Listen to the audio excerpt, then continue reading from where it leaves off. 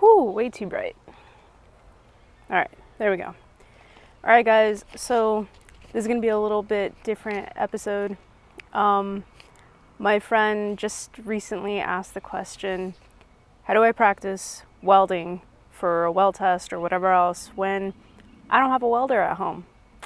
So that's what we're gonna get in today. I'm gonna give you three options, three free options, and then I'll think about a little bonus option that actually requires some money. Possibly free, but yeah. So stay tuned, we'll get into it.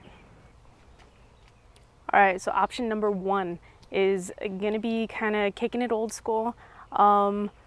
Getting out there and talking to friends and family, people you went to school with, people you used to work for or work with, just kind of, networking, but the traditional way before there was the internet and social media and all that. But networking, reaching out to people, explaining your situation and, that you need to practice and maybe see if they'll lend you a welder.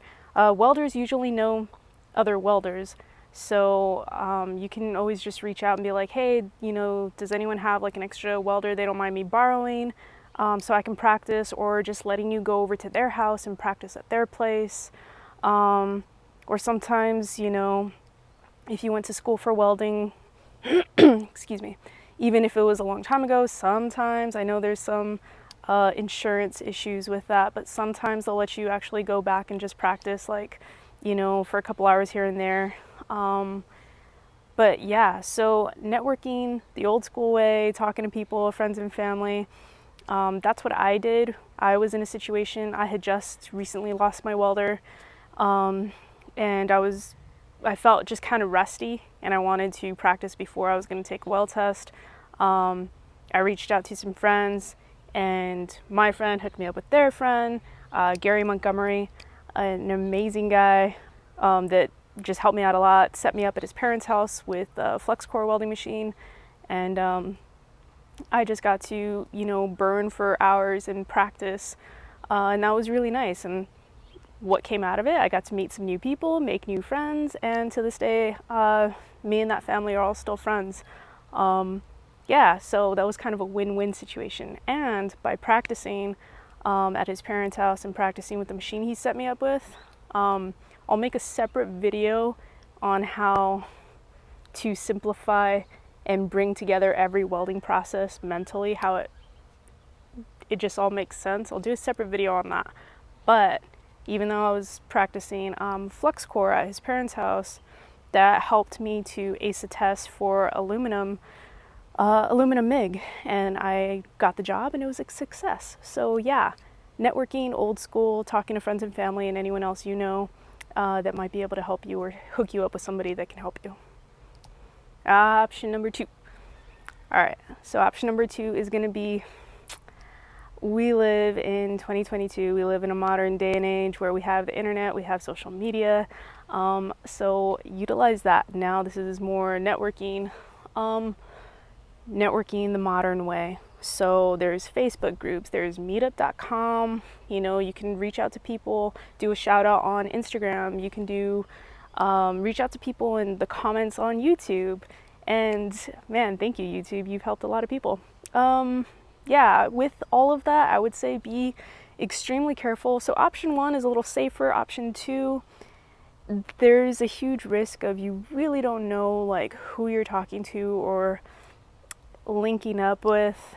So I would say exercise caution, or if it's somebody like a friend of a friend or something like that, at least that person's real and it's not, I don't know, just what I'm saying is just exercise caution. But there are a lot of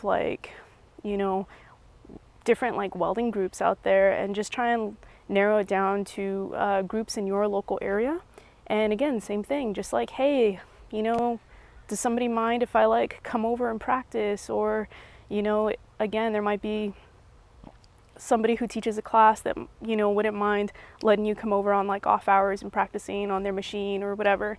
So yeah, so that's option two, and that's worked out. I've also have been able to do that. I have gotten contact with different welding groups before. This was a while back, but yeah, you see them all the time on the internet and social media, and there's forums and stuff.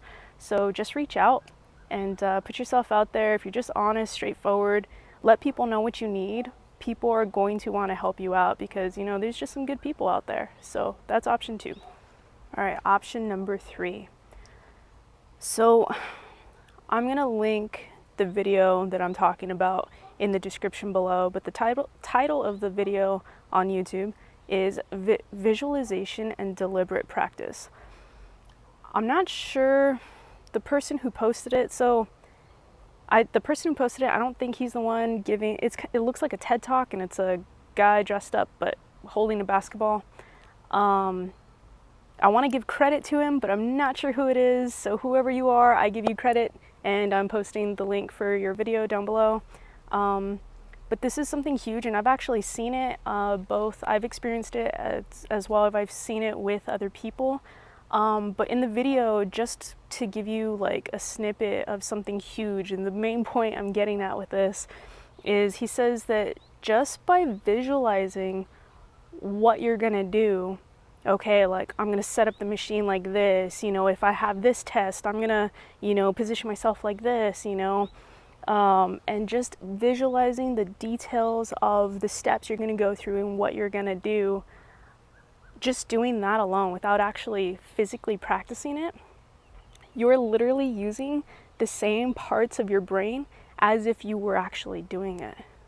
So it sounds kind of weird because you're not physically in motion, but you are exercising that same part of your brain. So then when you actually step up to the plate or step up to the table and take your test, your brain almost kind of goes back into, you know, like that muscle memory type thing where your brain knows what to do, and then it's just a matter of putting it into your hands.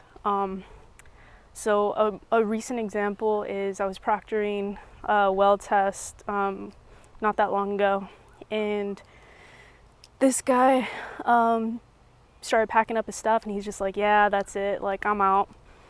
And I asked him like, why, what happened? He's like, well, you know, I've never stick welded before. I've always wanted to, you know, weld pipe, and it was a pipe welding test. And he's like, I've seen a ton of YouTube videos on it, but I've never actually done it, and I just don't feel, you know, like I can do it, so I'm just gonna leave here.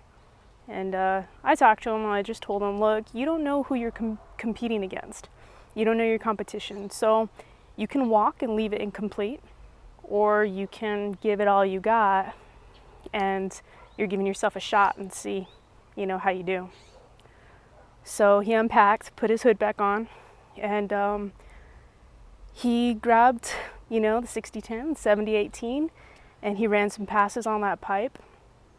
So that was the first time he's ever even tried it. And just from watching YouTube videos alone, he actually did pretty good. It wasn't the best weld seam for sure, but it wasn't horrible either. We actually had a lot of other people that put, you know, pipe welding on their applications or their resumes, and his came out better than a lot of those guys.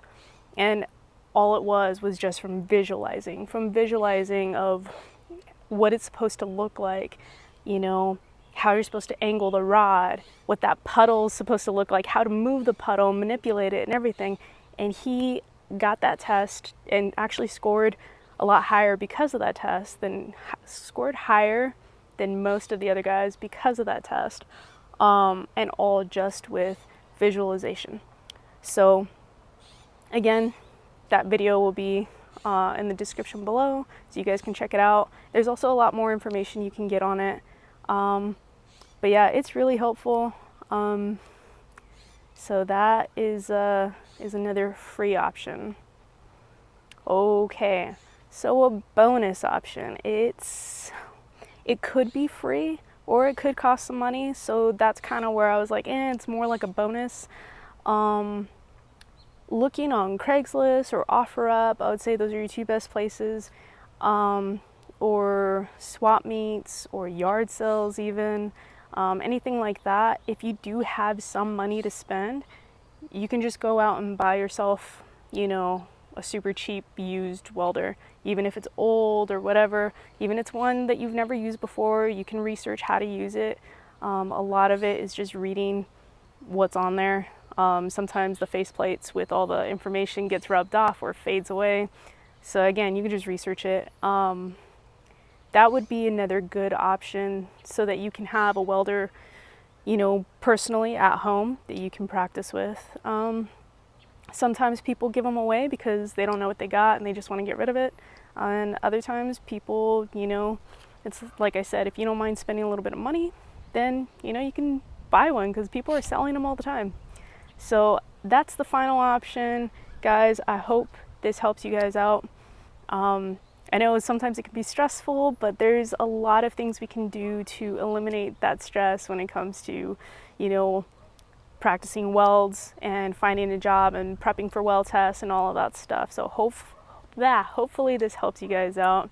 You guys take care, stay safe, comment, like, and subscribe down below. That helps the channel out. And for all of you who have been subscribing and being really active in the comments, thank you so much. I really appreciate the support. It just helps the channel to grow and we can reach out to more people and help them out as well.